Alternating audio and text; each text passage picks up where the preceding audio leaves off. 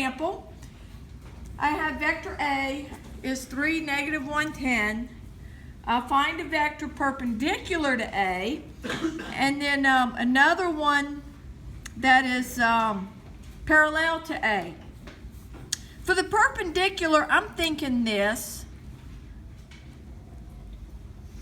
and there are different ways to work this problem. I'm thinking this, I need to find a vector where the dot product with A is 0.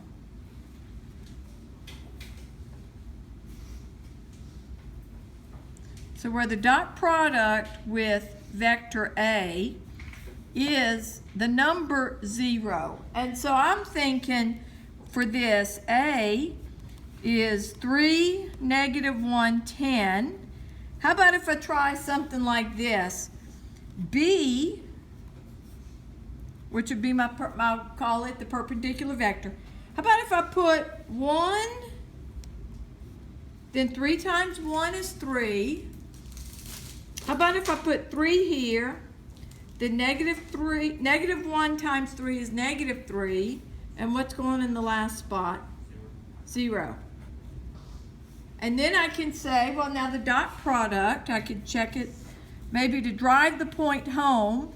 A dotted with B is 3 times 1 plus negative 1 times 3 plus 10 times 0, and that's going to be 3 plus negative 3 plus 0 is 0.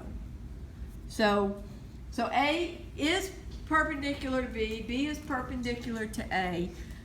Could also have done the suggestion, make up a vector. Well, not here, I made it up in a particular way where the dot product was 0.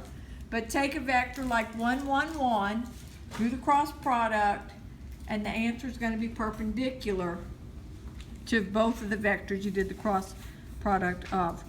For parallel to vector A, which is 3, negative 1, 10, don't think too hard about this, because all you have to do is multiply A by a scalar that's not 1.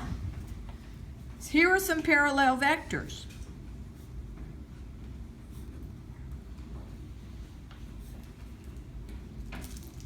To A. I could multiply A by 2.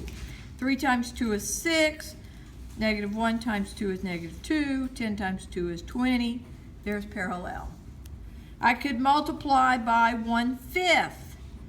3/5, negative 1/5. 10 over 5 is 2. I could just change the signs, which is multiplying by negative 1. So negative 3, positive 1, negative 10.